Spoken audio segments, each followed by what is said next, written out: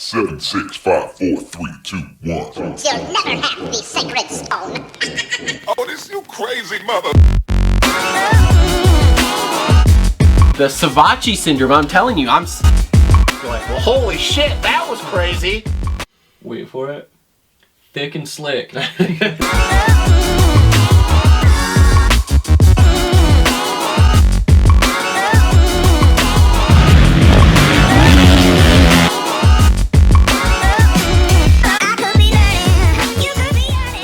Yo, what is up, everyone? Welcome back to another episode of the Moto Aftermath Show, episode number 198. We are here wrapping up our first East-West showdown of the year from Atlanta Motor Speedway. And this show is coming to you immediate post-race. So we have just finished watching the broadcast. It is officially 6:06 here now. So we are... we're going to give our thoughts on what we saw. We're going to try to call a couple people here, and we'll see what we can get. That's how it went. We're going to see what we can make happen here. So this will not be quite as in-depth as normal. As everyone knows, in a strange turn of events, it is Easter weekend here. We don't have the weekend off. So in an effort to make some time for all of our families here tomorrow, we are doing the show today, so the show might, like I said, might not be as in-depth, but we're trying. Also, as you may notice, we don't really have the video going.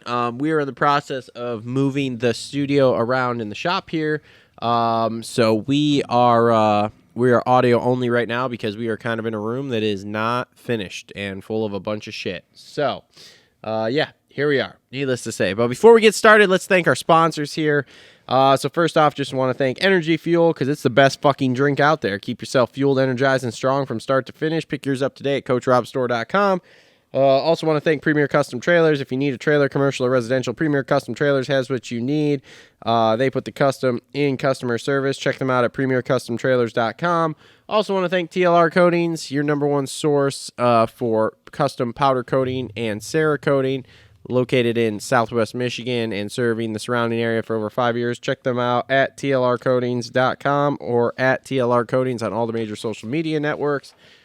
Also on board with us here, Holester Co, JT Cycle, Gutter Worx, Dirt Bike Depot, Adept Creative Co, Alias Sport, Isaac Nelson Designs, and Clutch Media. There are merch links, there are Patreon links, there's Amazon links, there's all sorts of links in the description down below, as well as links and discount codes for all the sponsors we just listed. And they, like I said, they're in the description down below, so if you want to check any of those out or help us out at all, make sure to click in the links down below. Biggest way you can help us out, make sure to like, subscribe, comment, and share with your friends, because sharing is caring and growing is showing. In studio with me today, he is the only other one that is halfway committed, outside of myself, who's 100% committed. It is the one, the only, Justin Hartzell. Hi, bud. What's up, buddy? Well, we just watched the race. We did. We ate a bunch of pizza. Uh-huh. I slept through the 450 LCQ. It's fine. You slept in the ball sack or whatever you want to call it. It's a turd sack. Turd sack. It's a big brown bag of turds. Big brown bag of turds. Soft and comfy. Yeah, that's what happens when you get horizontal. It likes the lotion. That's what your tent's for. Yeah, something like that. Anyway, all right, so waiting on a couple riders here who said they would probably have time to go on. So I guess we'll start with 450s. 450s today, brought to you by our friends at JT Cycle, serving Battle Creek, Michigan for over 30 years. Stop in and check out their full selection of Beta Gas, Husky, Suzuki motorcycles, and power sports products. If you need something for around the house to help keep things nice and trimmed up, they have that too, with a full lineup of Echo, Aaron's, Gravely, and Simplicity. Visit jtcycle.com or follow them on Instagram at jtcyclebc. So your 450 wrap-up brought to you by our friends, like I said, at JT Cycle. All right, let's start. So Anderson wins. Pretty convincing fashion. Not bad for a guy who's just focused on outdoors now. Yeah, I mean, we kind of all been wondering what has been going on with him since Detroit, when he knocked himself silly, hurt his shoulder. He's leading Indy, and then obviously Barsha tees off on him again, and he kind of really hasn't been the same since. But, when we were in St. Louis last weekend for the Triple Crown, we all kind of looked at each other and realized that, hey, you could tell he's not really, his heart's not in it anymore. He's always not going to win this title. And it's kind of one of those situations that unless he feels like he can win, he probably is just, nah, I'm not going to go for it. I'm not going to risk it because he wants to get that elusive outdoor win, outdoor title, whatever you want to call it, which is funny because, we know a lot of these guys have said outdoor's not that big of a deal. It's Supercross, but when you're 55 plus down before this weekend, it's kind of hard to win the title at that point with only 4 rounds to go. So, but yeah, he looked great all day. I mean, even in practice, like he wasn't at the top of the board, but just really relaxed, a track that was really easy to make mistakes on, especially because of the traction going away and being really slick and stuff. Gear was sick. Lit kit. Those purple bars. Handlebars were sick. Yeah, you got some. I ordered a pair. Yeah.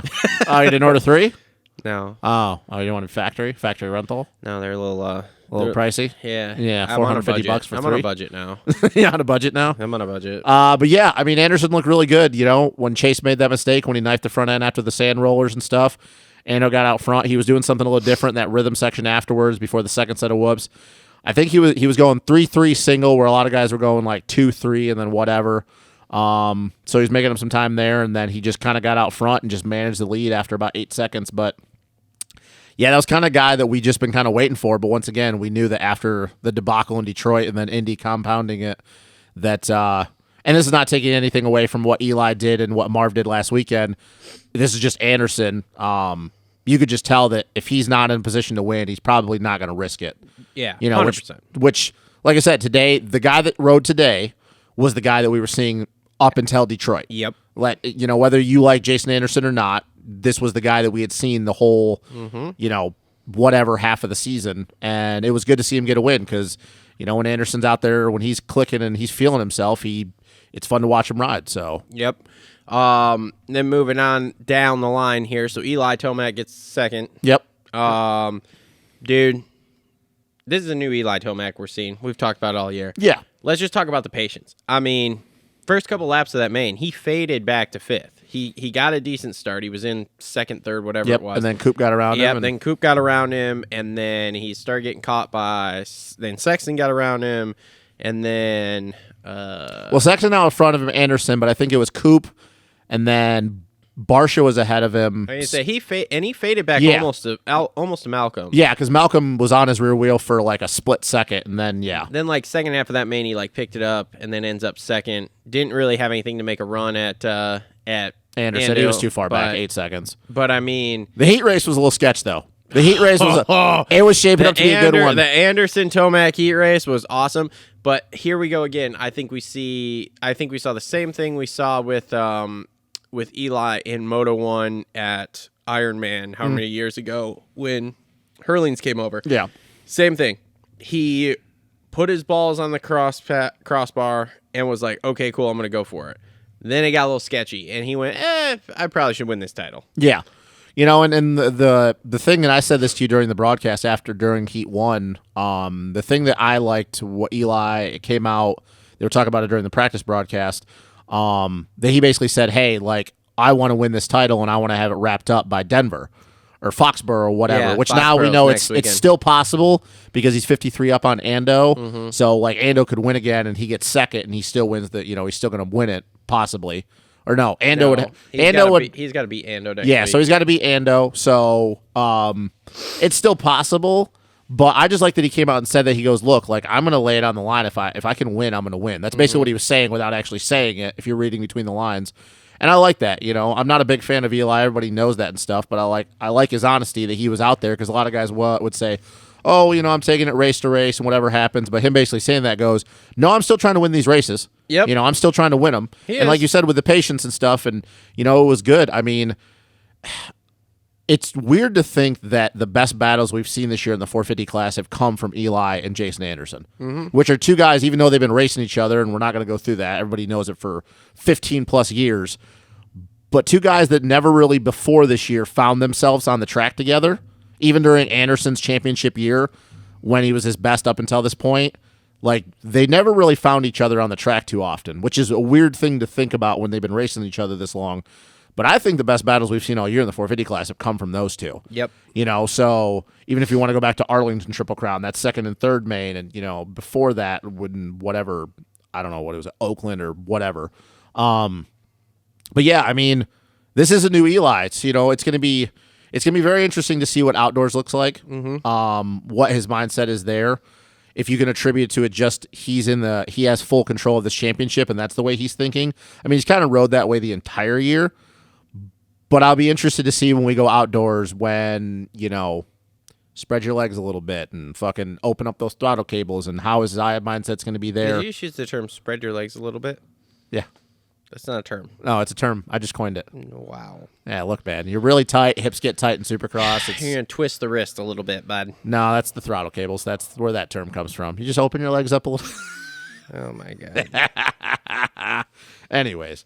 Yeah. So, no, he rode good. That heat race was crazy, though. It was wild, but The heat race was wild. I'd be really shocked if Eli's not possibly have a torn growing after. Just tore his dick right in two. Yeah. Good thing he's got his kids already. Yep, no shit. All right, moving down the line, Sexton. So Sexton's probably the fastest dude in that main, Had to be. arguably. Yeah, had to be. I mean, he was. Or let's put it this way: would have been real. Well, no, he was leading at one point. He was wasn't leading. He was leading, Leading but, when he went but I think he down, was yeah. 2 seconds up on Yeah. Ando when he went down. I don't know, man. Chase just all of his fucking crashes are just stupid. They're all just dumb. They're all just dumb. It's like, dude, this is just like I told you that they were talking about on Show 500 for Pulp. The time is limited. Yeah. He has to know in his head, and I think a lot of these guys know, that once Jet comes in, not that he's necessarily going to go out and win the title first year, but it's going to get a lot rougher, and their time, as far as like their time at the top without being challenged by a lot of other people, Yeah. super limited. Yeah, I mean, especially for Chase, because obviously, that's going to be we kind of think that he's going to re-sign with Honda, but who knows what his mindset's going to be, knowing that Jet's not that far, and then the attention is going to shift to him because, Kenny's going to be retiring here soon. For him, yeah, it's definitely going to be in the back of his mind. I don't know. I mean, I don't think Chase is going to honestly ever win a Supercross title. I mean, these crashes that he's doing, I think it's one of the things I've always kind of said about like AC and other, and it's kind of the same way I'm going to feel like when Jet first moves up to the 450, and it's going to take him a while. He is so naturally talented, and his technique is so good that sometimes I think that Chase just doesn't use his brain. I think he goes way too much off muscle memory, and he's not processing what's going on in front of him. He's just reacting, and we all know when you're riding a dirt bike, especially at that level, like you can't just react. Sometimes you have to, but you can't just react. Sometimes you really have to have a game plan from section to section what you're going to do, because all of Chase's crashes, other than the false neutral thing in Seattle, they're just so dumb. They're just like, how are you at a guy? The knifing the front isn't that big of a deal, but it's because that's a Chase Sexton thing now, kind of like what we say with RJ, and the same thing we say with with Martin. Oh, he's pushing the front. It's just a Chase Sexton thing to do. Like, if he would have been in 7th or 8th, you'd be like, oh, he's in the pack. But he's out front, and he's controlled out front, and he just does something stupid like that. So it's one of those things that with Chase, I just don't know if I ever see him winning a Supercross or a 450 title. And it's going to sound stupid, but I almost think he's too talented for his own good sometimes.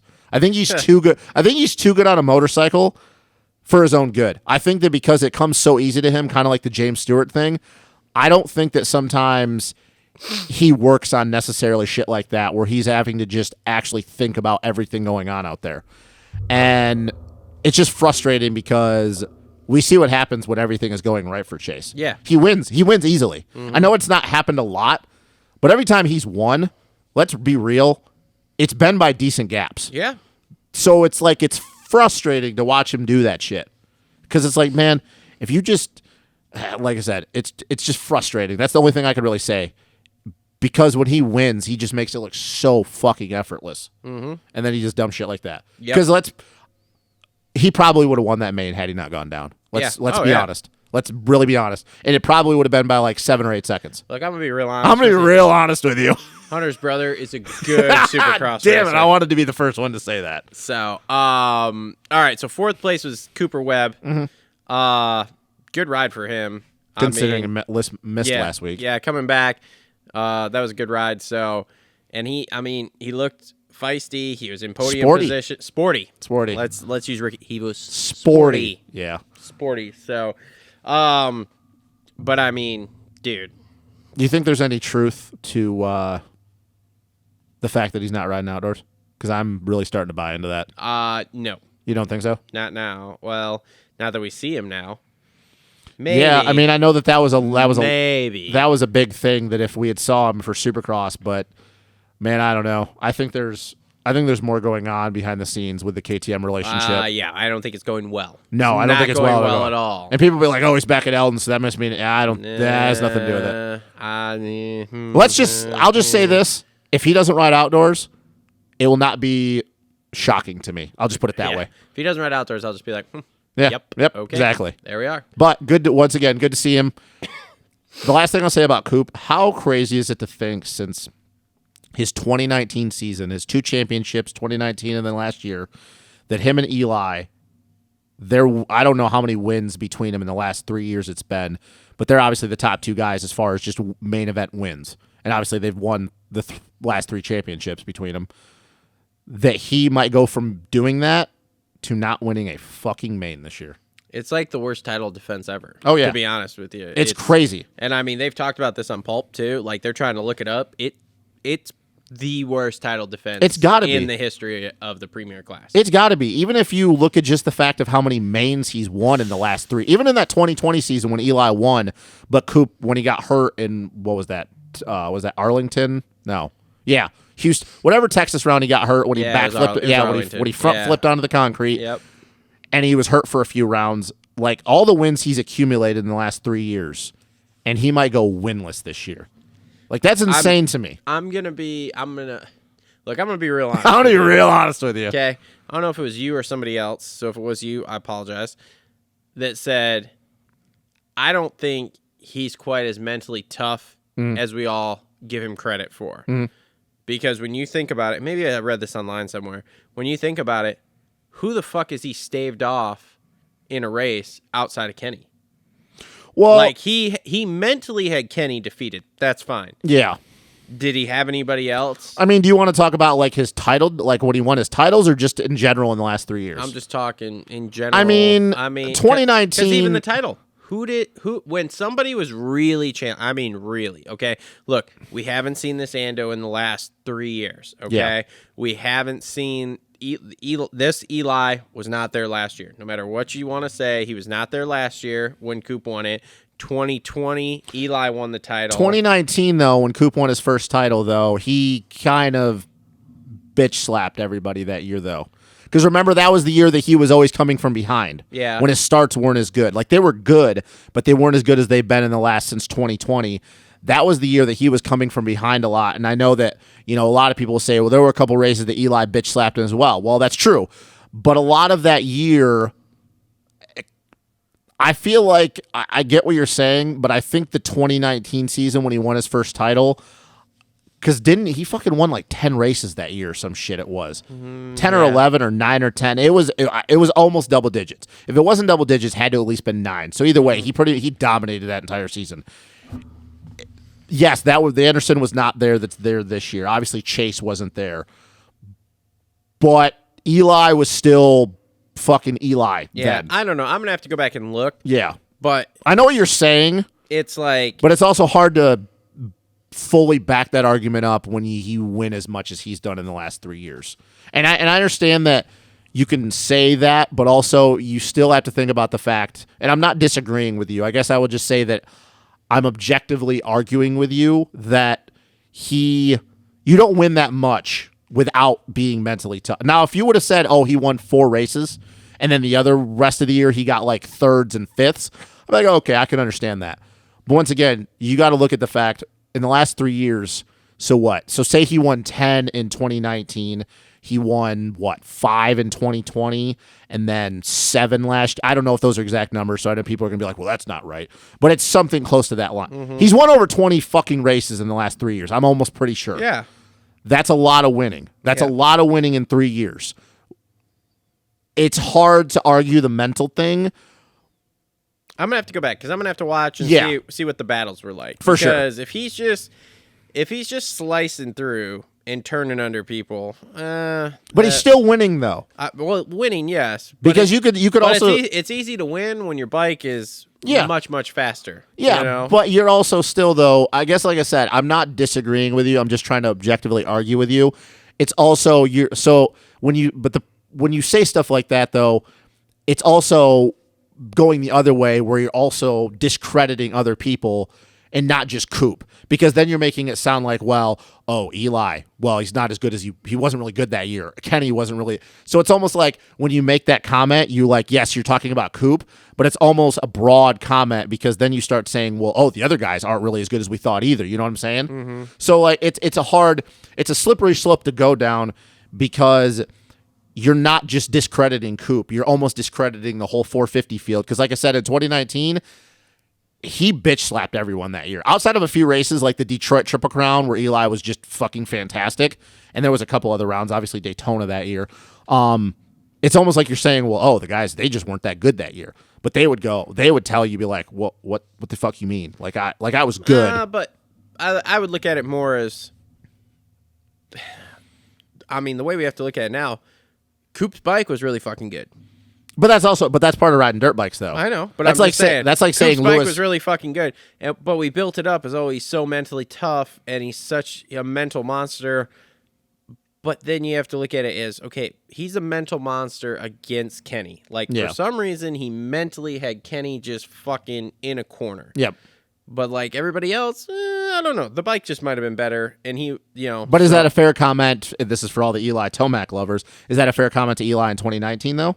Because Eli Tomac in 2019 wasn't bad. No, he wasn't bad. Like I said, I definitely it's agree. an interesting thought. I definitely understand what you're saying, but I think that to make that comment, it's almost like that'd be like saying, well, Lewis Hamilton only won 7 championships because his car was better than everybody else. Well, that's a thing too. Yeah, but you also got to look at we're seeing that this year also. But you also got to look at it as is that those guys were out there and they still had to go out and win the races, and that's not an easy thing to do when you're at the top level of the top. So, like I said, I don't necessarily disagree with you, but I don't know if I buy into he's not mentally tough because you just don't win that many races in 3 years without having shit under control. I think that the bike this year has been the biggest issue. I don't think he would have won. I don't think last year's Coupe would have won this title. I'll just say that for clarification. But I think that a big issue is the beginning of the year coming in a little cocky, all the bullshit, whether he wants to say it or not, all the butt patch thing at A1, the bike not being that great, not a lot of testing time. I think that had a lot to do with it. I think that if you put this Coupe or last year's Coupe out there, I think that he's battling for the title. I don't think he wins it, but I think he's there with Ando and Eli the entire year. I don't think he wins it. I'll say that just to clarify, but I don't think he's that far off. I just think that Coupe is Supercross has proven enough for us not to doubt him. Outdoors, different conversation. I just don't think you win that much in 3 years and not be like, oh yeah, he's one of the best. Well, that's...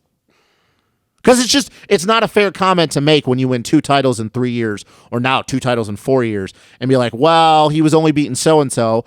Okay, but that's not his fault, though. Yeah, but I mean, so one of the points you're trying to make here is just like discrediting other people. Okay, well, Tomac wins in 2020, wins the title. But once again, though, you got to look at it that halfway through that season, Coupe got hurt.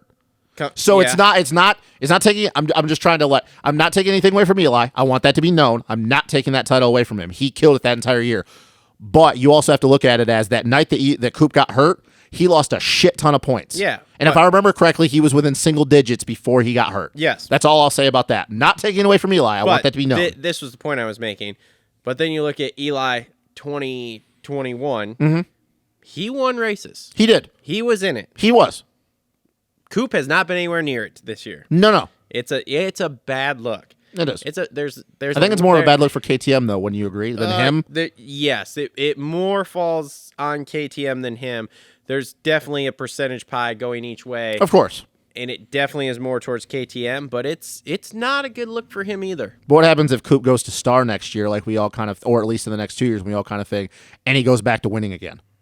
Well, then you see what I'm trying to say? Like it's a conversation we have to have when we're talking about motorsports, because our sport is so much different than everything else.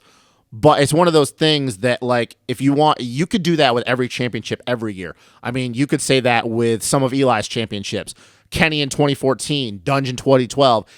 It's just, I want the people to, like, think about this, that you can make those comments and they're fair, but it's also not those guys' fault because those are the guys that they're racing. Mm-hmm. So those were the guys they had to go out and beat, you know? It's just, I don't know.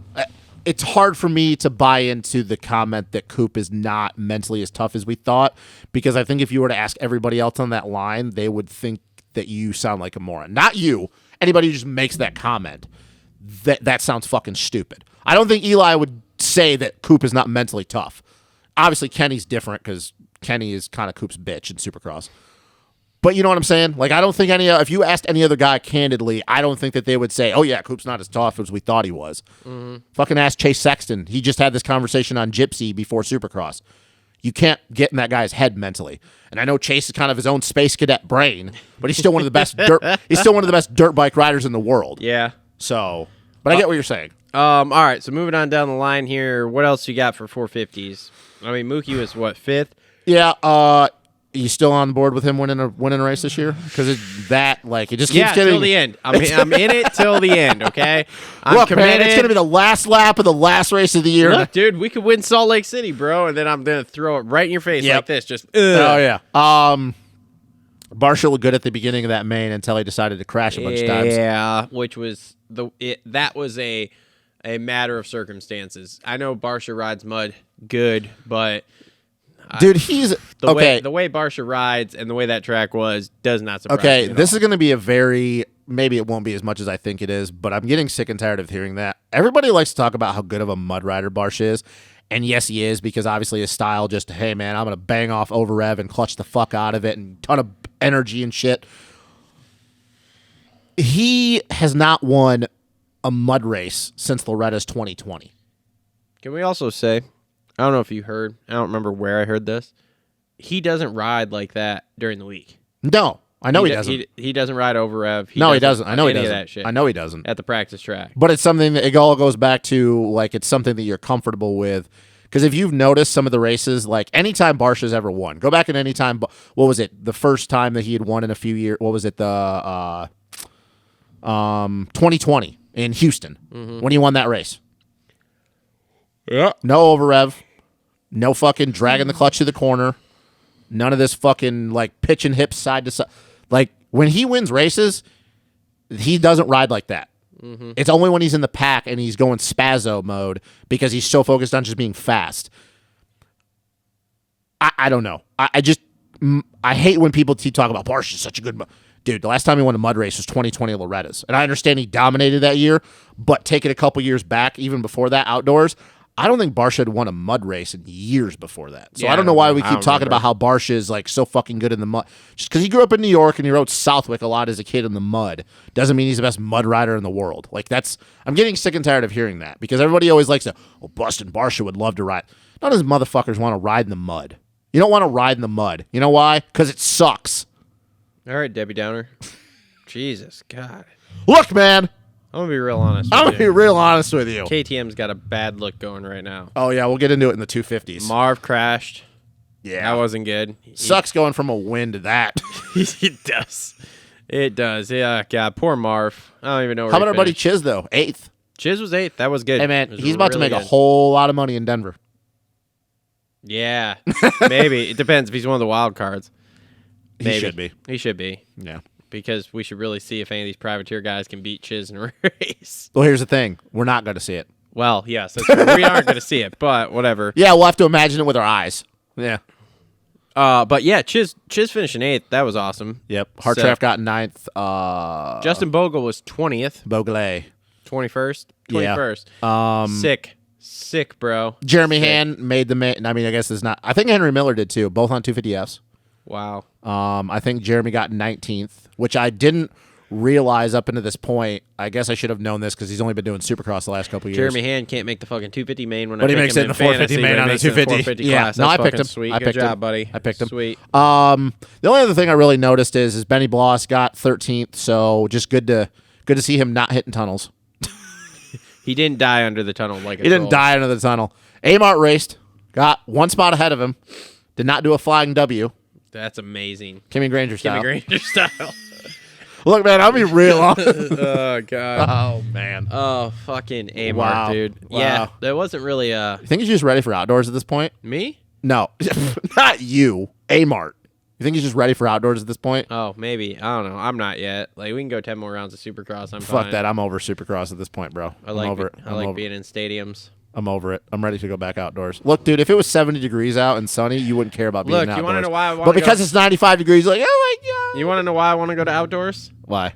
Because I want to watch Tomac put the beat down on Dylan and shut you the Here we fuck go. up. Here we go. How many Here. rounds in a row does he have to beat Dylan before you shut up about it?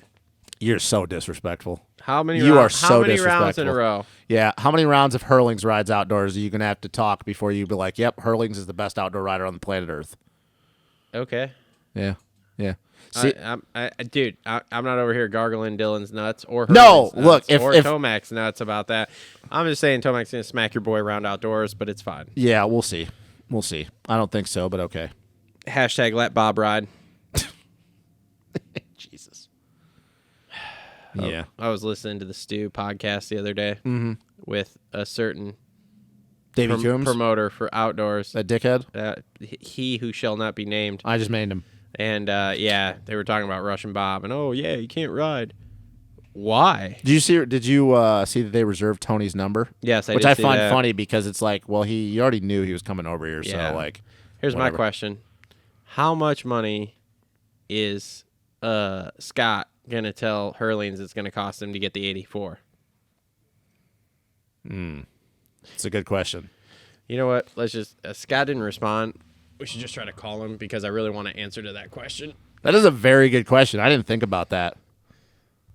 Because Let's see if he. Jeffrey rode the 841, but obviously that's a certain somebody's other number around here. 841. Oh fuck that guy too. Jesus fucking Christ. Yellow? Yo, bro, Oh, hey, buddy. welcome to the show. Oh man, that's right. I forgot. You guys were getting on me fast after this past race, weren't you? Yeah, bro, dude, I text you. You didn't text me back. Hey, man, we got a hard-hitting I have a question for you right off the bat. Real hard hitting question for you. Oh, okay. Let's say a certain international rider comes over to ride this summer, Which I assume you know who we're talking who about. just happens to use the same 84 number that you're using. Factory KTM guy. How much money are you going to sell him that number for? That's not for sale. That ain't happening, Jack. And remember, he has multiple Ferraris. He's like, I'll give you a Ferrari. Look, all I'm saying is have- however much it costs to run your program for a year, make it 2 or 3 times that so you don't have to worry about money for the next 2 or 3 years and be like, there you go. This is just write it on a piece of paper, a sticky note, fold it up and slide it across the desk. Scott, like make sure a it's fucking make sure it's 6 digits. a mafia That's hitman. kind of like that's kind of like the same kind of energy as like in the bench warmers when he slides the rep at 20. And Yeah. it's the dude, and he's like, I am 12. Yeah, that's the same kind of energy. I like it. Yeah, dude. I'm telling you, that's what you need to do. I mean, I would be at a minimum of $300,000 for the 84 Like, Scott, this summer. in all honesty, when Hey, we... do you know how? Listen, all I gotta hit him with if he's like, "Oh, that's too much." I'm like, "Bro, do you know how much blood, sweat, and tears went into this?" I'm pretty sure I almost peed myself a couple times, even at one point, to get this number during a race. The funny thing about this So- conversation is, Scott, and we just thought of this right away, but the more I sit here and actually think about this, I actually think this is actually, if he comes over here, dude, you might actually be getting a phone call from a random Dutch number. Because I'm starting to think about it, and Jeffrey really likes that number, so you might be getting a phone call. Hey, man, how much money? Look. Here's the thing.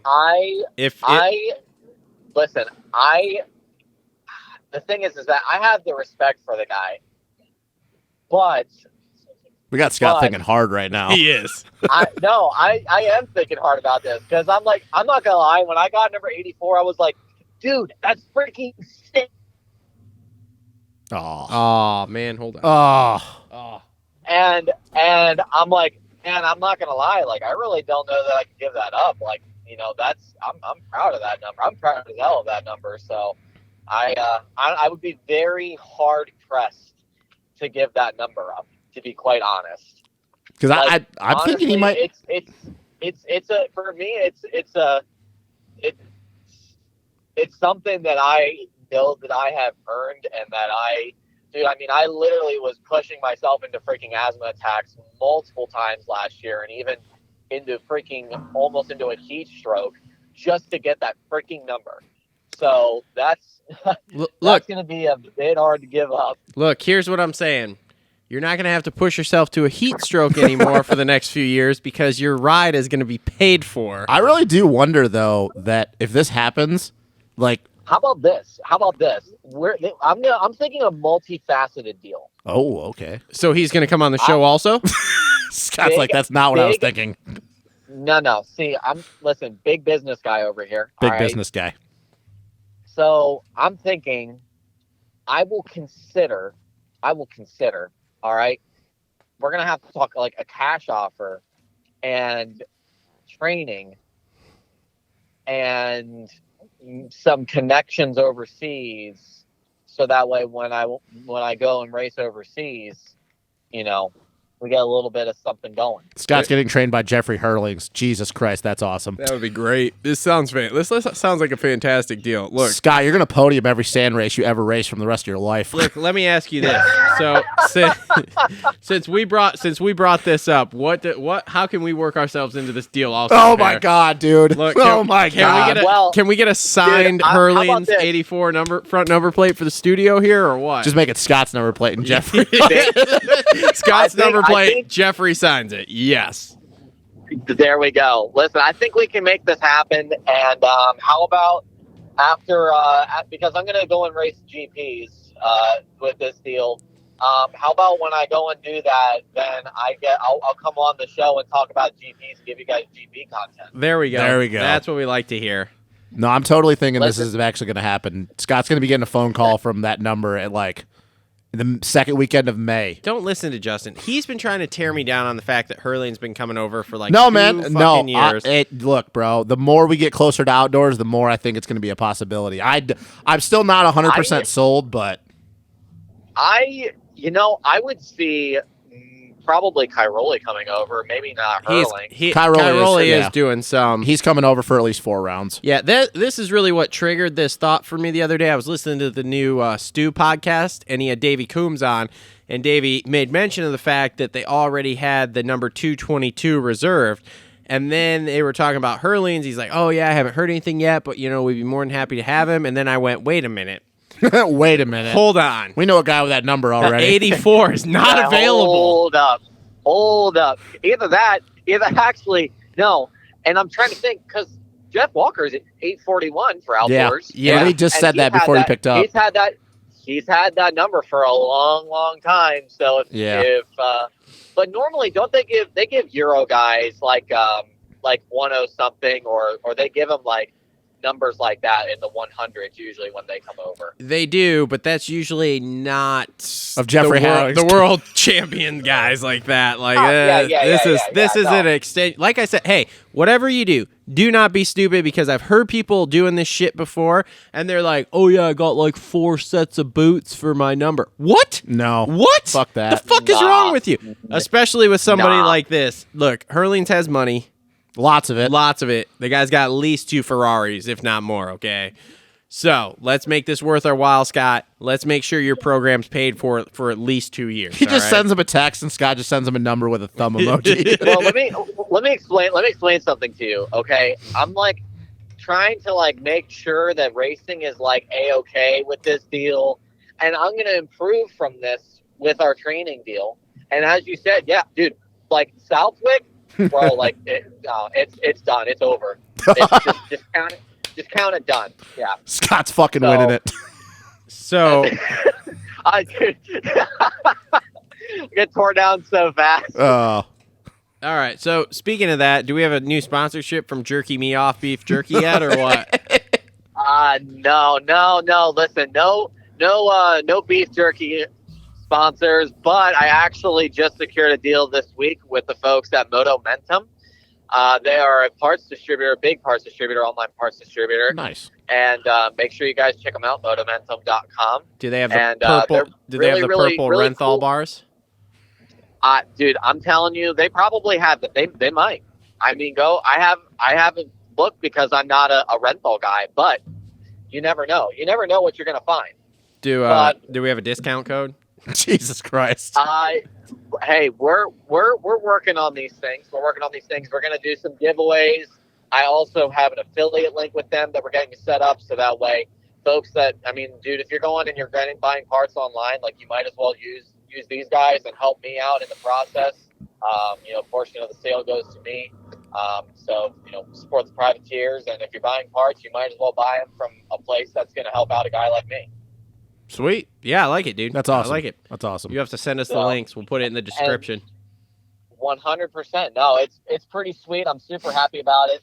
They're helping with my program, and then they're also helping us, with our YouTube. We're gonna get some more, I guess you would say, like, make the YouTubes more like a movie, and that's something that I'm really excited about, and be able to, make it even better, and obviously be able to just keep growing that. I mean, I'm not gonna lie, we broke 1K finally, which, awesome. It's slow, but hey, we're getting there. It'll keep getting better. And they're also we're also gonna get we're gonna get some e-bike content going. Sick. Nice. Guys. So something pretty neat that we're working on. So we're gonna have some really cool stuff going on with these folks. So yeah, super excited, man. I mean, just really good things. So that's new. So no beef jerky, but Motomentum. And we're keeping the Motomentum moving forward. Nice. Nice. Well, speaking of Motomentum, how was the moto racing today? Well, the moto racing today, I'm not even going to lie. I qualified the best I ever had, and that was 23rd. Okay. And which was pretty freaking sick. And then from there, I'm not going to lie, this was probably the absolute worst round to have a 250 for the start because, that was like a football field and a half. And, I definitely suffered. I literally, dude, obviously being on a 250, those guys just really drug me, and there's nothing that I could really do about it. But I dumped the front end in the heat race like a total ding dong. And I went into LCQ, and then didn't get a great start. Almost got cross jumped twice, which was a great time. Kept it on two wheels. I think I ended up I want to say 8th in the LCQ. I was a little upset with myself that I didn't put it in the main. But honestly, that was actually my first ever speedway event that I've made a night show in. Oh, cool. So that was actually really nice to kind of break. I wouldn't say that curse, but I mean, for lack of better terms, to kind of break that trend with myself and be able to get myself, in the night show. And there's some places that I know I need to improve, and it's just, hey, it's a growing game, and that's exactly what we did. So I'm happy about it. We freaking launched into the sand. We went quad into the sand, which was freaking really sick. Cool. Hey, we did the big triple before they decided to take it out. So that was my next question. That was something. That was a booter. I'm happy I got to do it before they got taken out. That was a booter. Yeah, that was wild. I didn't particularly like how they had that chicane corner coming out of there to do that. I thought that was kind of weird, but that was cool. I'm glad you didn't Hunter Lawrence yourself there, or Beauglay, or Beauglay. And our boy, handheld Tomac, Tyler Tomac. Oh, Tomac's brother. Tomac's brother, yeah. Yes, Tomac's brother. Yep, he got it. He got the shot. The guy's just not missing. He's getting the videos, he's getting the pictures, we're getting the content. Sick. So it's Good stuff, man. And yeah, no, I'm glad I didn't Hunter Lawrence myself. I followed Lane Shaw over it, and going up the face, I knew he wasn't going to make it, and I made sure to give it just a little more. And dude cased the crap. He needed a lawyer for that case. That's how bad it was. Jesus Christ. Jeez. And- the dad jokes and, are firing here Wow. today. Listen, man. I clipped it the first time, and after that, I was like, there is no way that I'm ever not hitting that thing wide open. So, Dude, it was huge. It was big. It was, yeah, no, I'm telling you, that was massive. 125 feet. It was 109 exactly. Oh, wow. So they were way off. Numbers were just terrible I was today. going to say, I don't really know because I saw on Corey, who does the track building, he had a story up the other day that said 100-footer. Then they're saying 125, and now you're telling us it was 109. Yeah, so well, when I heard the 125, I'm like, I don't know about all that. It was north of 100 feet. Yeah, it was, yeah. But either way, big booter. Let me explain something to you. On my built 250, that thing was wide open. And that's carrying good speed through that corner. Wide open, third gear, wide open, all the way up the face. With no panic rev at the Hey, top either. At least you didn't taco there the wasn't rear. any left. At least you didn't taco the rear wheel when you clipped it. I didn't taco my rear wheel, but I know someone that did. Hey, let's work that into the deal with Hurlings too. If we're gonna need about a dozen KTM/Husky rear wheels. Yes. No, man, just Yeah, couple You extra know what? motors. You know what? Just tell him, just be like, dude, just ship me over your bike. Yeah, there we go. That 250 that he's always riding in his Insta videos. Yeah, there we go. That's it. So And I'm like, dude, you gotta let me come over to your house over in Europe, and you gotta let me ride it, and I gotta get YouTube content out of it. Well, the thing revs to like 17,000 RPM, so I'm sure you'll like it. Hey, honestly, I'm not really a off the limiter guy. Like, I've always been like a really really chill with the throttle. Oh, when you ride it, you'll be like, yeah, I want to hit the rev limiter. I mean, hey, I imagine that thing never stops pulling ever. yeah. Like a freaking Mack truck. Yep. So are you headed to all the rest of the rounds too, or It's Foxborough, I thought, right? I will not be doing Denver. Okay. But I will be doing Foxborough and Salt Lake. Okay. And obviously getting ourselves geared up for outdoors. do we have bikes secured for outdoors already? So I actually just got my practice 450 this past week, I believe. Okay. And I just got the suspension from Olin's. I picked it up in Atlanta at the race. So we have the suspension. We're going to start riding on outdoors this coming week. Cool. And thankfully, I have my bike, reserved, I should say, Yeah. for outdoors, my race bike. I posted my race bike for sale a couple days ago, and it sold within an hour and a half. So that was pretty cool. That's awesome. Awesome. And so that'll get me into my race bike for outdoors. Cool. Now for the summer, are you doing transport or are you driving the van again? I will be doing TPJ. Okay. Awesome. For sure. Obviously, with gas prices the way they are, man, like, the thing is I would have loved to do TPJ sooner.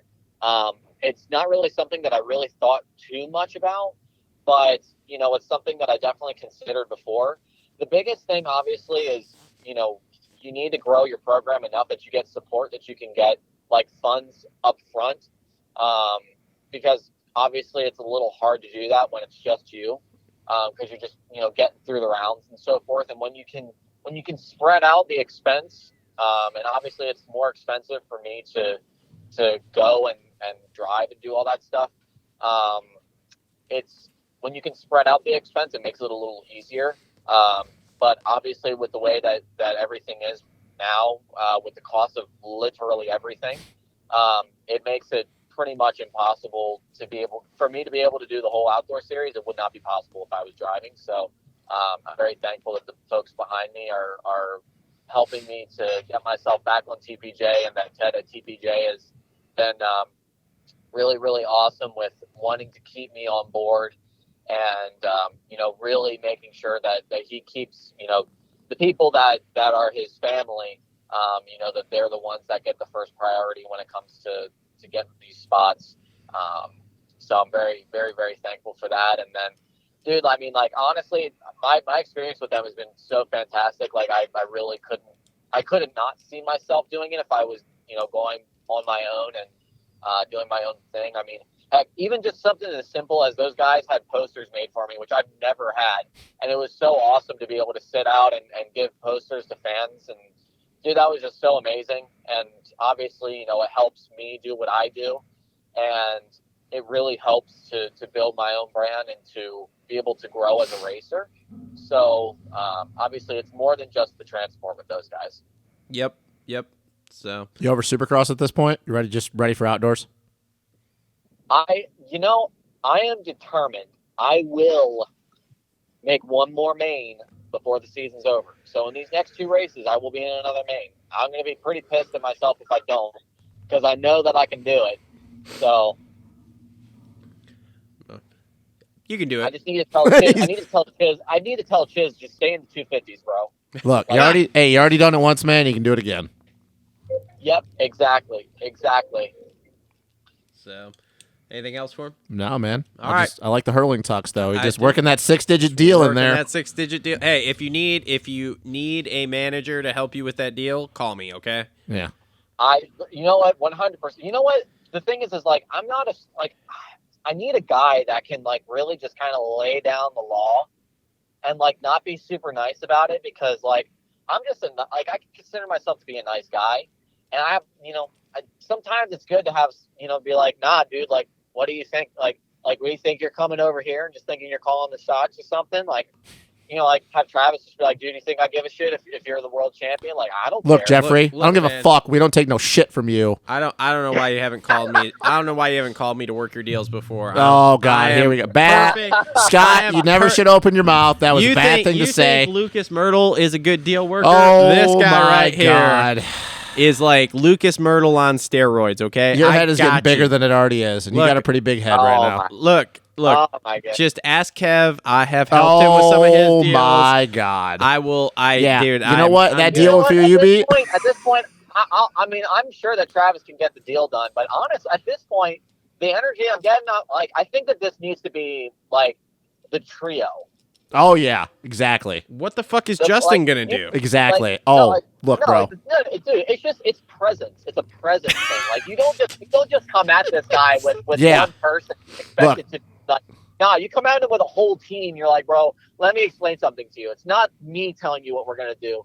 It's we're all going to tell you how. Look, this is good going. cop, bad cop. You You're know, the bad almost cop, like Travis. I'm good almost cop. like it's like a small mob. You know. Yeah. Okay. And I could look him right in his face and go, look, man, I know you got 4 Ferraris and 2 Lambos. I know how much money you're making. Oh, fuck with my boy. I'm gonna need you to peel a little off from the first 2 races because I know you're gonna get that in win bonuses. Yeah, after you win Southwick.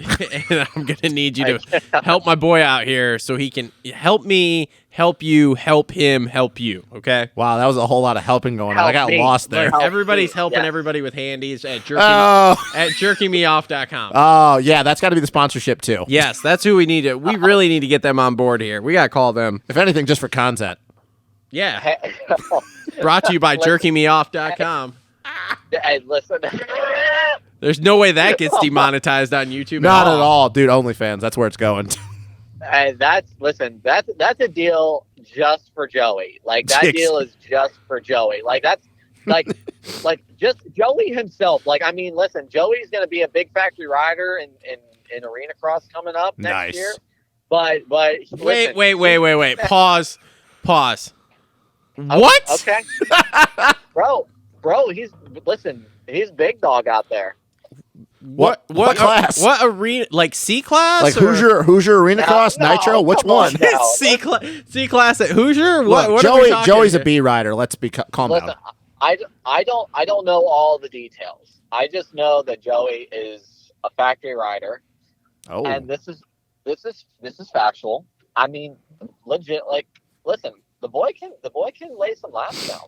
So don't be counting him out. But I think, yeah. aside from racing, they should sponsor him for the racing. But I think they should just sponsor him just because he's Joey. Like, I don't see why not. I see the return on investment being freaking huge. Here's what we need to get Joey. We need to get him some pit vipers with jerkymeoff.com and some jorts across them. And some jorts. Just across the eyes. So kind of like Talladega Nights when he's got the Fig Newton thing across the windshield. He'll be like, man, I can't see shit in these pit vipers, but I do love jerkymeoff.com. Oh my gosh. Just every time you walk past the Wageman brothers, just give them the bird. Yeah, there we go. That too. Oh my gosh. Our jerky sucks. Jerkymeoff.com, motherfuckers! Yeah. Oh my god. Oh, dude, Yeah. beef jerky beef in the Supercross pits. Oh wow. Holy shit. Yeah, Logan Cardow, eat your heart out. You want to talk about a fucking TikTok channel right there. Oh boy. This spiraled. Supercross beef. This conversation has turned. This conversation has gone in the perfect direction because we're making money moves here as far as I can tell. Like we're bringing you sponsorship into the series. We're doing lots of big things here. Yeah, we're just fucking making money moves. We're getting you some money peeled off from fucking Hurlings, that fucking European fuck. I mean, you okay? Did you have a stroke? Dude, I'm tired over here, man. Look, man, all I know I told is you I slept through the LCQ, all right? Look, Let me man, alone. all I know is once Scott gets that phone call from the Dutch number, we need to be the first person he calls afterwards. I need you to just forward that number to me, and I'll make your deal happen, all right? Yep. All right.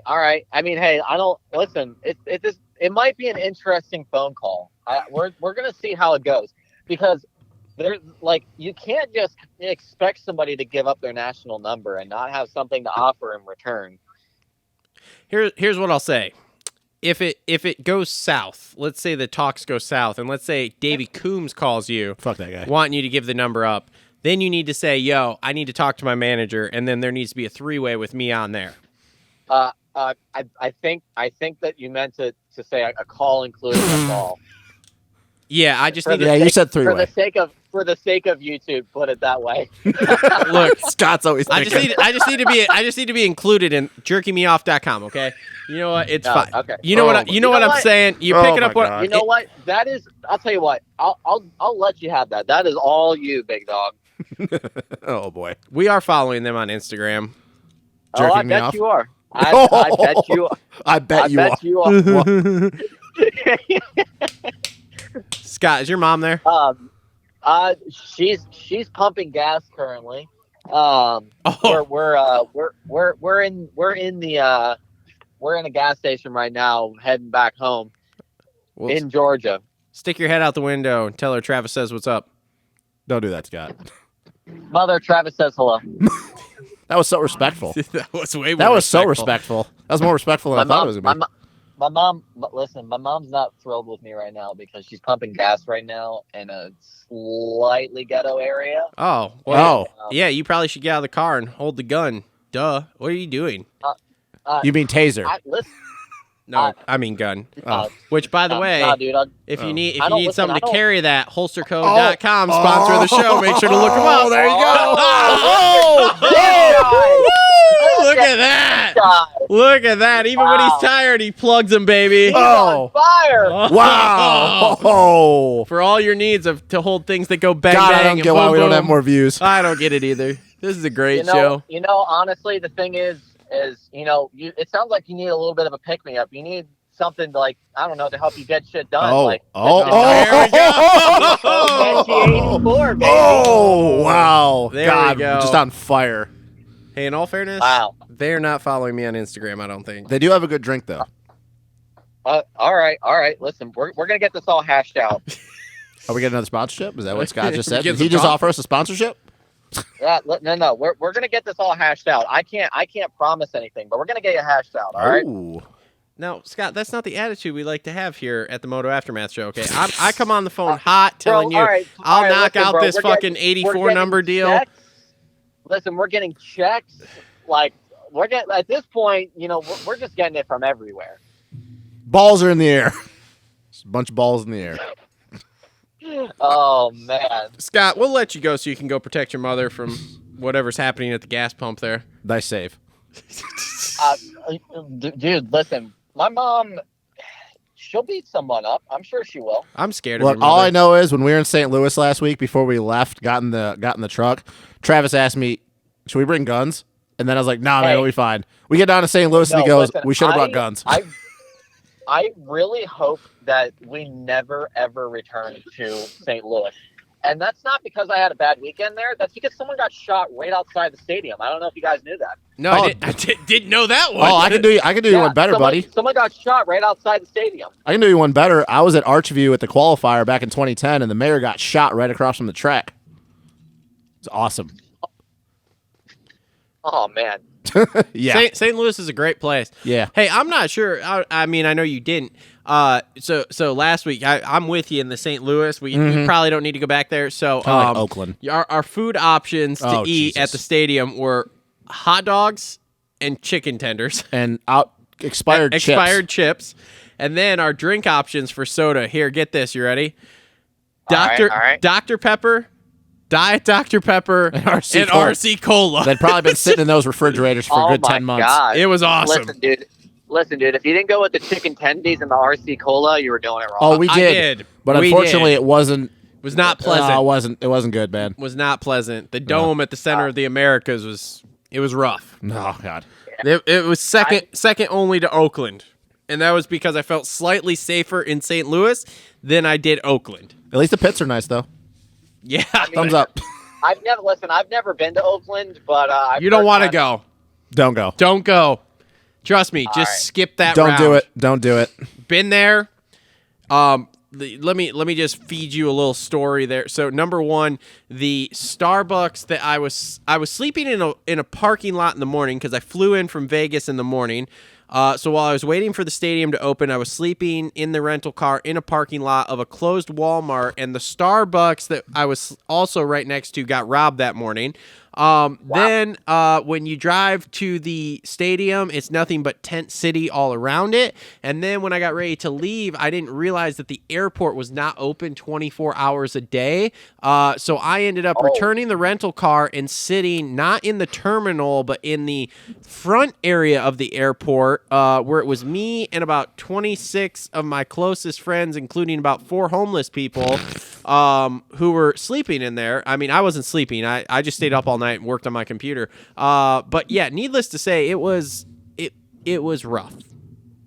Wow. This is the kind of insider knowledge that I need. Yeah, you don't need to go to Oakland. Yeah. I Trust me. don't know why we keep going back there. We're not going back to Oakland. Shouldn't go back to Detroit either. So yeah. So it pretty much goes like Oakland, St. Louis, Detroit. Yep. Pretty much. Just wipe those off the map. I didn't have any issues with Detroit. I just am not a Detroit person. Yeah, I mean that part of town isn't terrible, but it's not great. I think it's more. A lot of people say that don't live in Michigan, but I think it's because we live in Michigan. We know the ins and outs of places like Detroit. Yeah, and I think that's why we have the views. Like I imagine, Scott, with you living in Florida, there's probably a lot of places down there that you'd be like, yeah, seems great when you go there, and then when you actually know about it, you're like, nah, not so much. Listen, I mean, you can tell me about Detroit. I'll tell you, don't go to Ybor City and Tampa at night. Just don't do it. Sold. Okay. Hey, don't worry. I've been in Tampa since I was probably younger than you. So, Wow. Jesus Christ. So that's a lot of years. That's a lot of years. Ugh. So, all right, man. Well, we appreciate you picking up for us. Thank you for your insights. Thank you. Thank you for the laughs. And like I said, remember when you need that deal done for the 84, just call me. Listen, I'm telling you right now, somebody even that it just. Scott's ready for it. We're about that life. I'm not. Listen, I am ready for it, and I am not giving up that number very easily. So I don't know. Yeah, fuck you, Jeffrey Hurlings, and all your KTM money. Can we just tell him like when Ukraine invades, we're not coming to help if he doesn't pay up for that number? I mean, listen, I can imagine that if I don't let them take it, that if I ever need a part and I ever go to ask KTM Husky to ask, the answer is going to be a resounding no. 100%. Gonna have to go back. Gonna have to start riding Kawasaki's or something. I mean, trust me, they're really not really very, very happy to give parts anyway. But I've already found that out. But it's okay. Yeah, whatever. So, all right, man. Well, thank bud. you. We Thank appreciate it. Good luck at the rest of the rounds, Good luck, and we'll bud. talk to you soon. Okay, buddy? All righty, guys. Thanks. See ya. Bye. All right, Scott Meshey, everybody. Always a good phone call. Always a great phone Always call. a great phone call. God, I can't wait for that conversation with Jeffrey Hurling. It's gonna be great. You know, it's funny when we first said something like before we went on that call. Like I didn't really think about it because it was just kind of like joking around. And the more and more I started thinking about it as we're sitting there talking with Scott, I'm like, yeah, that's gonna be a thing. But yeah, I don't know. God, that'd be an interesting turn of events though. But yeah, for anybody that doesn't think that kind of stuff, doesn't happen, it's totally a thing. And especially when you're somebody like Jeffrey Hurlings, who's only ever had two numbers in his entire career, 84 and 841. Well, those happen to be by two people. But yeah, in all seriousness, if he comes over here, if he really is coming over here, I expect that phone call. Like, I really think that Scott's going to get a phone call about that number. More than likely. But I totally understand where Scott's coming from, man. He, fucking like you said, he was going into asthma attack, heat exhaustion. He had a rough year last year to get that number. So, in all seriousness, I don't blame him. $250,000 will change my mind about anything. Oh, yeah. It'd have to be six digits. It's not like, like I said, if it was anybody other than Scott, like somebody that was like on a satellite team or whatever, or a privateer effort team, it'd be one thing. But Scott being full-blown privateer, even getting the help from Ted and all them, like, no, I'm not just giving up my number that I just busted my ass for my, entire life. Like I said, three years of racing where I don't have to worry about expenses seems like a really good deal. Yeah, I don't know. Probably a lot of people are going to hear this and think we're joking around, but it's not a joke. If Yeah. Hurlings comes over here, he's going to want that fucking number. Yep. Because like I said, that's the only number he's ever had other than 841, and that was like one fucking time. Mm-hmm. He's going to want that number. So, I mean, good God. He likes that number so much that he doesn't even run the number one plate when he won his championships. He runs 84. So, anybody thinks that we're joking when they hear this. It's not a joke. Like, if Hurlings comes over here, he's going to want that number. Yep. So, all right, let's move on. Let's recap 250s here. 250 recap brought to you by our friends at Holester Co. Who did I say was bringing us JT Cycle? Yeah. No, who brought us who brought us Scott Meshey? Did I say anybody? I don't remember. All right, Gutterworks. Gutters bringing you the Scott Meshey interview. So thanks to them, Kayla and Josh. Thanks everybody. Check them out. Gutterworks with an X, gutters.com. And Holester Co. bringing you our 250 race recap here. Bringing you Kydex, providing you with Kydex holsters for things that go bang bang and boom boom And bop bop. and bop bop. So make sure to check them out at miholsterco.com. They're having a sale right now. How much is that sale? I don't know. Oh, okay. I just saw it was a sale. So anyway, 250 race recap from Atlanta. First East-West showdown. Man, the Hunter brothers got a real good start in that main. Dude, Hunter's brother can fucking ride. I'm gonna be real honest with you, man. real Hunter's honest brother with is you. a good fucking rider. Hunter's brother is a good fucking rider. So interesting day for the Jet. How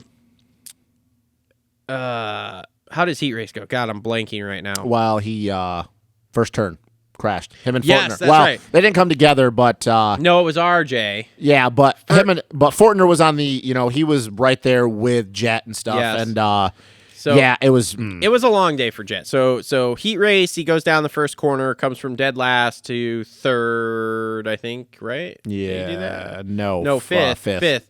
Yeah, dead last to fifth, which wasn't really that tricky for him, but whatever. Then in the main, Gets loose good in the whoops. start. Yeah, and good start. then gets loose in the first set of whoops, and on the second lap, third lap, whatever, and just gets into some of the soft stuff. Pushes the front end again, Yep. goes down, and then it's on the comeback and comes back from 15th all the way to third. Mm-hmm. And I haven't looked at lap times. Obviously, we said we were doing this post race, so we literally haven't looked at anything. He was moving out. Oh, for sure. He was fucking on the move. It was for sure. Yeah, it's kind of like the same thing that I tried to say when we had this conversation. Everybody was talking about the East-West show. Now, even though the track came around, it did dry up a little, quite a bit, but obviously it was still greasy in spots because that clay is so sticky. Who knows what it would have been like had this been a completely dry race? Mm-hmm. But everybody builds up these East-West showdowns. Oh, my God, it's going to be a battle between who's ever's first on East Coast. It's going to do this. It's going to do that. And it's been a very long time.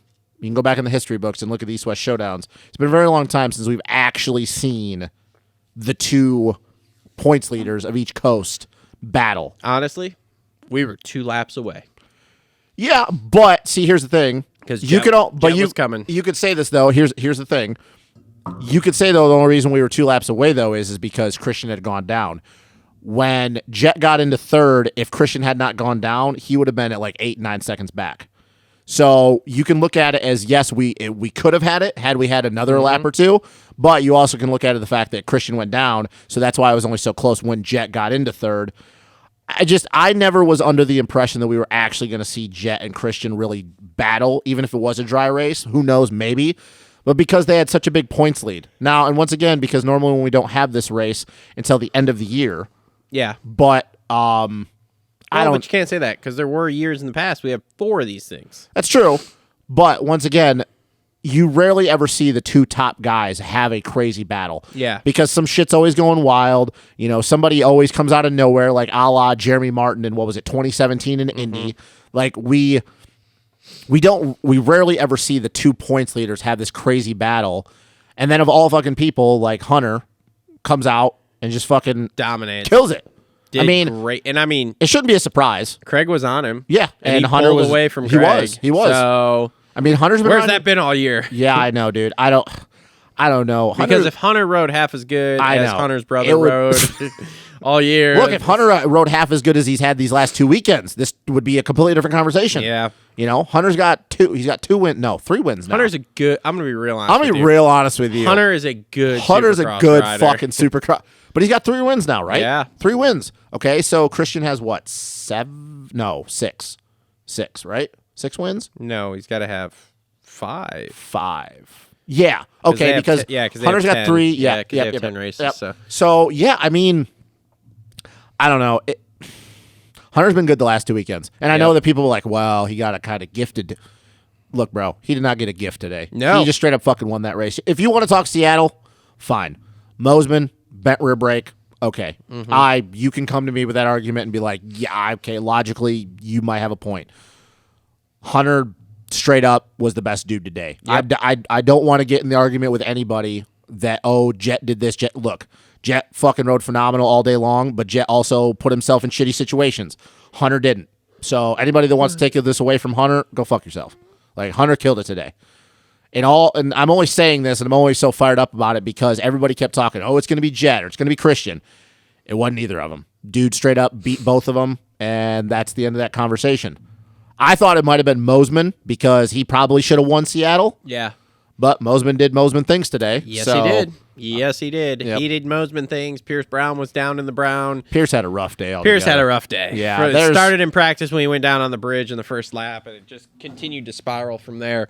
Faulkner made a triumphant return. Dude, that heat race was crazy. Heat race was wild. And it almost ended completely on the last lap, though. Almost. It was almost. He came back for like 4 laps of a heat race. And then he almost took out RJ in the process. Yep. So, but that was a good comeback day for him. Yeah, Jet's going to win this title pretty convincingly. I know that you can go back and look at like all the different things that happened, but once again, he made it through the entire season. He won it. It just does make you wonder that would Jet still win this title? Probably. But I have a feeling that if Faulkner rode this good in his and I honestly think that Faulkner, he just faded at the end of that main. He's been off for a month. I don't know how long he's been back on the bike. That's something I don't know. Yeah. Would Jet still probably have won this title? Yeah, probably. But I have a feeling that if Faulkner would have been there the entire year, I think it would have been a whole hell of a lot better season. It would have been a lot closer. Faulkner would have took a couple rounds. So it kind of, even if you're not an Austin Faulkner fan, just in the aspect of racing, it sucks to see that Faulkner rode this good his first race back in a month. What we could have had. Yeah. If you just want to be that basic, what we could have had he not got hurt, and we're not going to rehash the whole him and Jet thing. It is what it is. It just sucks on the aspect of we got kind of robbed of seeing some good racing. And we've seen good racing the entire year, but it would have been a lot better. And the same thing you can say McAdoo, getting hurt last weekend. Yeah. Dude, McAdoo had a great Indy. Who knows what would have happened the last 2 weekends. I think with the way with what happened last weekend in St. Louis, if McAdoo would have been there, McAdoo probably would have won that race. Yeah. So it just kind of sucks. But good to see Fortner back. It's always good to see more parity. And who knows, another week on the bike, maybe we see some fireworks in Foxborough. Maybe he gives Jet more of a run. Maybe we don't see Jet pulling away and winning these races by however many seconds. So if Fortner can just stay healthy, and this time it wasn't his fault for the first time in a long time why he missed this year, we just want to see him healthy, because when he's healthy, we obviously know how fast he is. So yeah. Craig had kind of a quiet day. Yeah, there wasn't anything really stunning. I mean, he won his heat, so that was whatever. But outside of that, very quiet. Mm-hmm. He went. I know he's a California dude, so he's not used to riding muddy, sloppy conditions like this. But he didn't really do anything spectacular today. He was just kind of there. Yeah, I mean, you got something in your eye, bud? No, I'm trying not to sneeze. Oh, yeah, it makes me wonder what his mindset's going to be for these last 2 rounds that he's doing in Salt Lake and Denver. Yeah. What his attitude's going to be, because it's how many points is it now? 23? Okay, 23. So I don't know. I mean, I do wonder if he's going to go in and he's going to try to have the mindset that, hey, I'm going to just keep trying to win these races. Or if he's just going to go in and like, hey, Hunter's out front, Mosman's out front, I'm going to lay back. I don't know. I was very unimpressed with the way he rode today. I know he got second. I know he won his heat race, but there was no point today that I watched Christian, even in time practice, when Nate went out and put it on top of the board for the West guys. Obviously everybody who watches this show knows I'm a firm believer in Nate Thrasher, but like I wasn't really expecting that. So at no point today was I going, oh, yeah, I definitely see Christian winning this race. No, there wasn't any of that today. And it's not taking anything away from him. He got second. He did what he needed to do. He won his heat race. He got second. He didn't obviously extend his points lead, but he didn't blow it. Yeah. I didn't really feel at all today that I'm like, oh, yeah, Christian's going to win this main. I was never in the mindset that he was going to win the race. No. It was, and it's funny because as good as all the West guys were, at no point was I like, man, they're head and shoulders better. Like, well, no, and you also got to look at weird situation. Like, okay, so take out Hunter, because we've established that Hunter did what he needed to do. He won the race fair and square. So then you go through the rest of it. So you look at Jet. So crashes, comes from 15th to 3rd. Fortner coming back after his first race in a month. Yep. J Mart's not there. Pierce Brown, I fully believe that Pierce is dealing with some shit after what happened in Indy when he ragdoled himself into the ground. Yeah. I don't have any proof of that, so nobody quote me on that. But just looking at how he was from Detroit and then that he raced in Indy and then the last couple races that he's had, something is going on with him. I don't know what it is. Maybe I'm talking out my ass. I don't know if you see that. But he doesn't look the same guy that he did at those in Indy and Detroit. Yeah. McAdoo's not there. Yep. J Mart, like I said, and RJ's just one of those guys that, like I said, he can go from winning and then riding like that. I still don't believe that the West is better than if you have all the East guys healthy. Mm-hmm. I just don't believe that. I just don't. The West guys, yes, Jet was the only guy in the top 5 from the East. But, dude, if you just look at the way the West races have gone the entire year with those dudes, and then you look at the East, I think you can visibly see that the East guys, they're faster. At the top. Mm-hmm. It's just there was a lot of circumstances today as to why Jet was only the 3rd guy, or the only guy from the East in the top 5. So, if you give me a fully healthy Austin Fortner, if you give me a fully healthy J Mart, if you give me a fully healthy Cameron McAdoo, I don't know. I don't know how that goes. I really don't. And we're not going to find out, obviously. So, yeah. I don't know. I mean, the West was, they were better. They were better today. But, once again, this is not a normal Supercross. It'd just be like if we would have this race at Daytona, not a normal Supercross. And we're probably not going to really have a good indicator come the last round, because I feel like a lot of shit for a lot of people is going to be really wrapped up. Mm-hmm. So we could go to the last round and you could frickin' see Joe win the race, which is nothing taken away from Joe. Which he looked like he might have won it today. He had looked really good. Day. He looked really good. He looked so much more in control in this race. He looked like the old Joe Schmoda. Yeah. Not blazing fast. Yep. Nothing that's going to blow your doors off. Just very in control, calm, putting the track together every lap. Joe Schmoda, the Yep. guy that we want to see. Yep. We don't want to. I don't want to see the Joe Schmoda we've seen for 90% of this West Coast. No. I don't want to see that guy. That guy doesn't do things. Nope. The Joe that we seen last year, that guy is a podium guy. That guy is the guy that got his first ever race win. Yeah. Whatever this Joe Schmoda that he tried to be at the beginning of this year, we don't need to see that guy because that guy ends up on his head more often than not. Yeah. So, And can we just say R.I.P. to Phil? Poor Phil.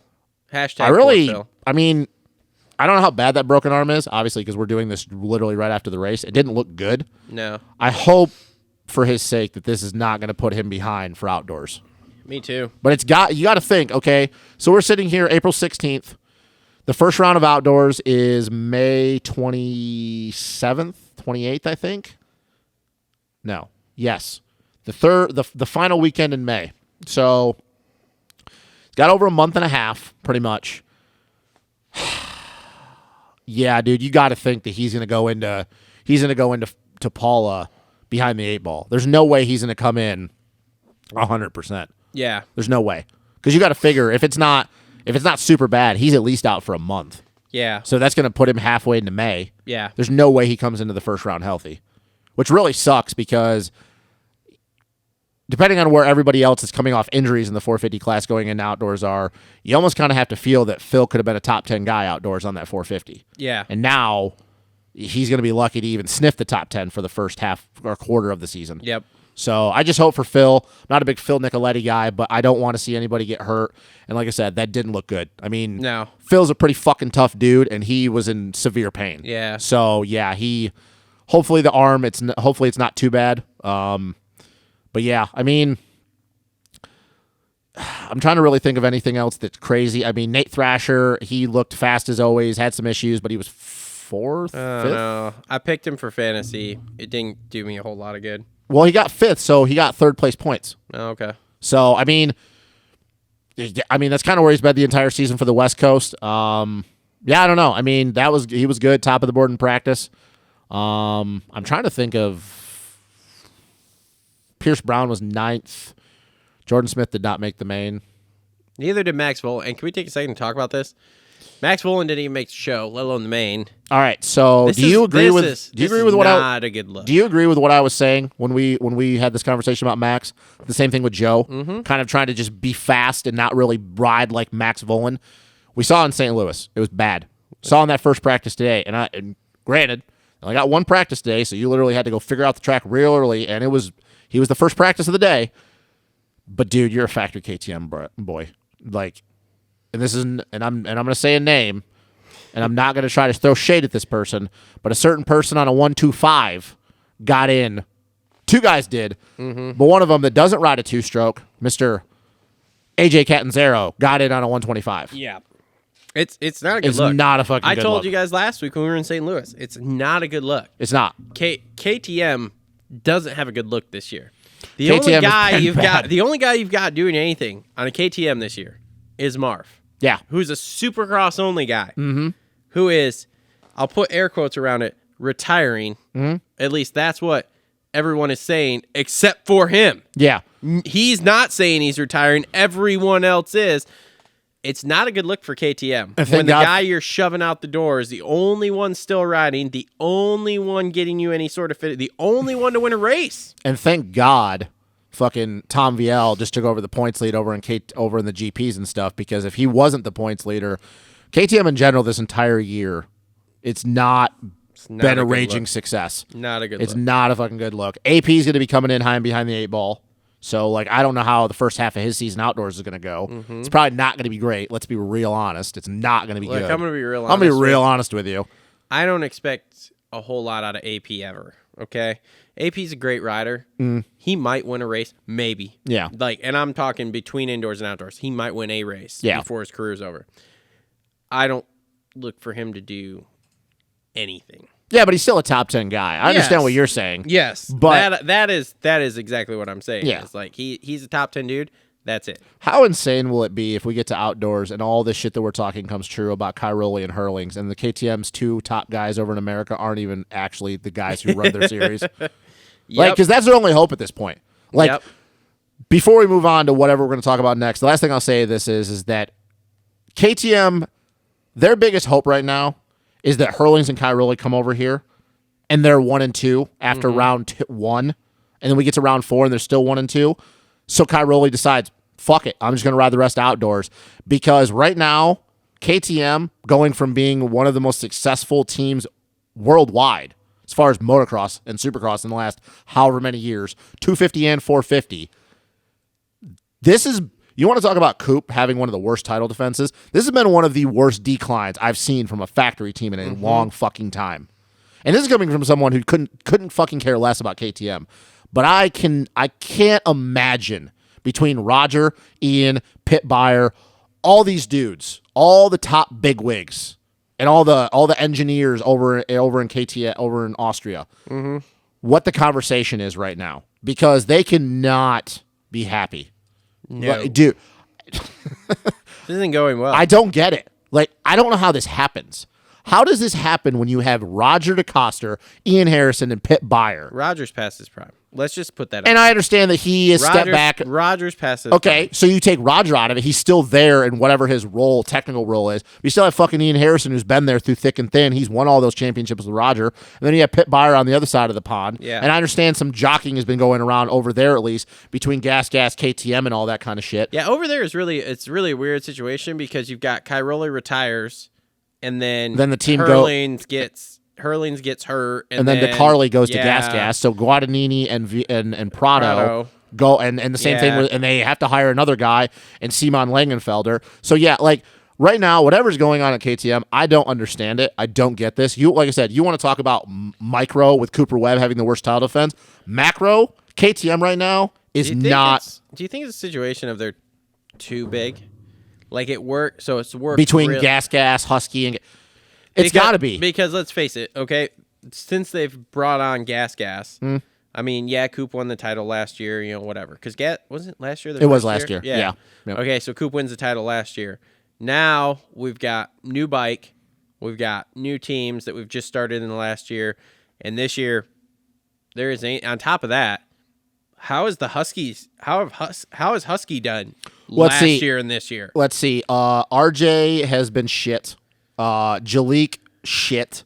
Styles might be the only like bright shining spot, and that was one race Daytona. Osborne is back. Osborne's done. He's an ambassador now. Dino has been just Dino, which is not bad, whatever, but like it's still not great. Yep.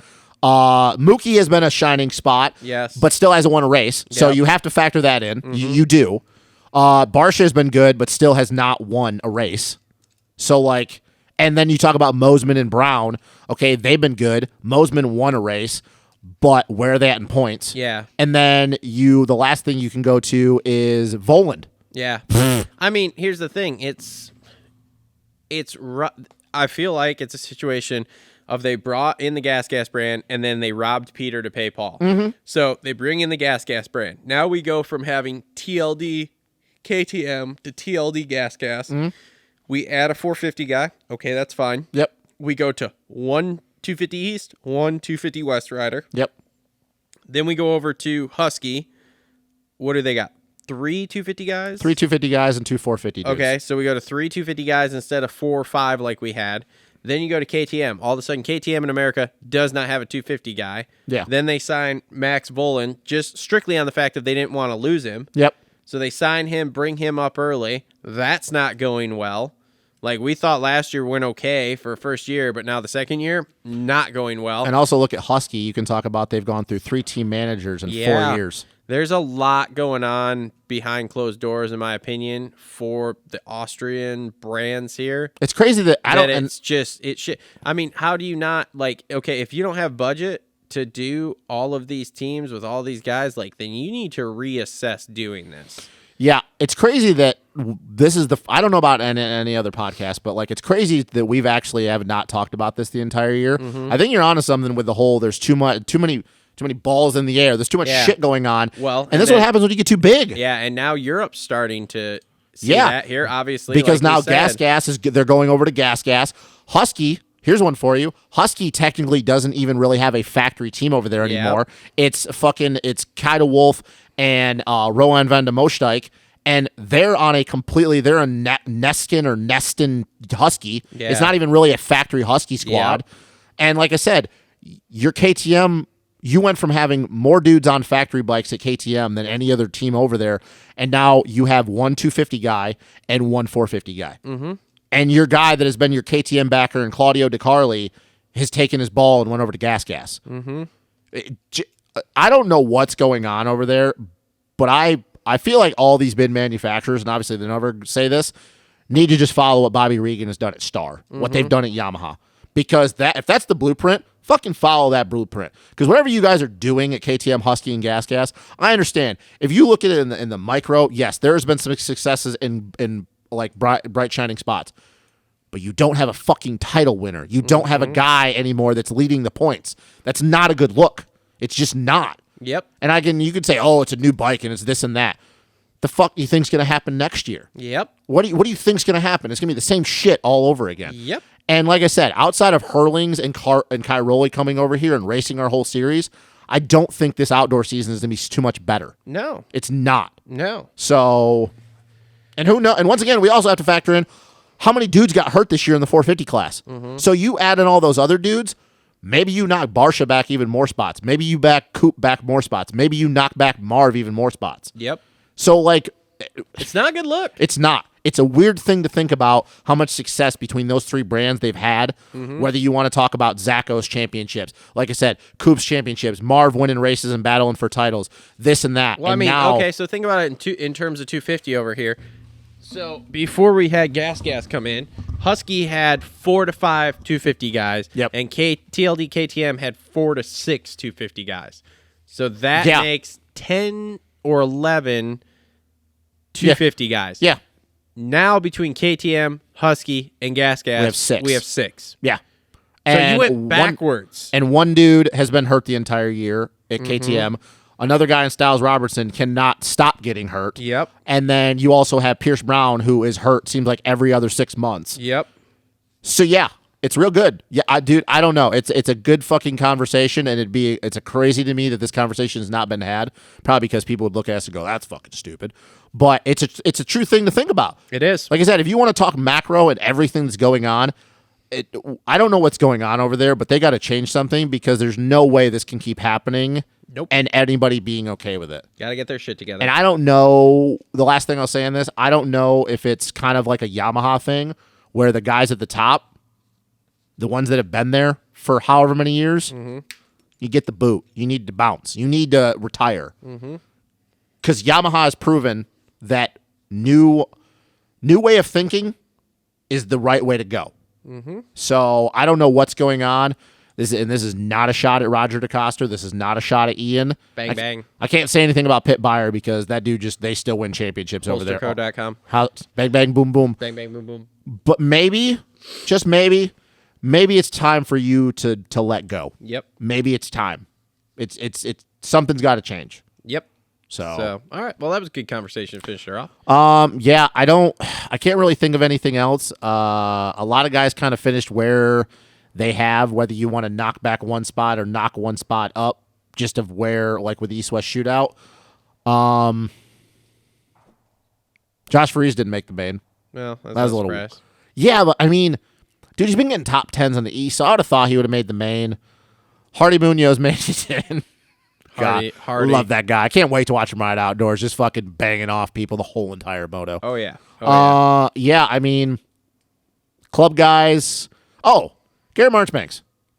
I know that he hasn't really done much this year. I think he was 5th or 6th.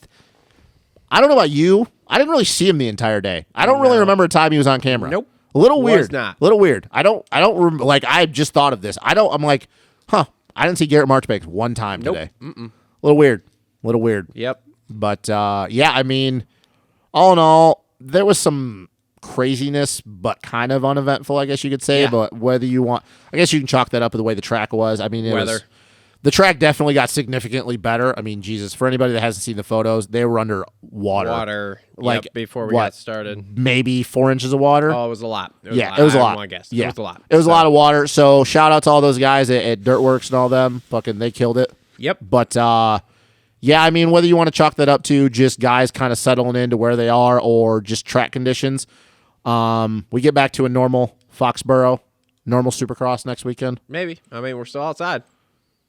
Yeah, I don't know what the weather's been Outside like. next week. I don't know what the weather's been week like. after in Denver. Yeah, I don't know what the Denver Or one. outside the last Salt one, Lake. Salt Lake. Denver could be interesting because I don't know if you've been paying attention to the weather. The West just got, not in Denver, but like the West has just got hit with a fucking blizzard and like 3 feet of snow. Sweet. So Snow we cross. actually, we might be riding in some snow next week.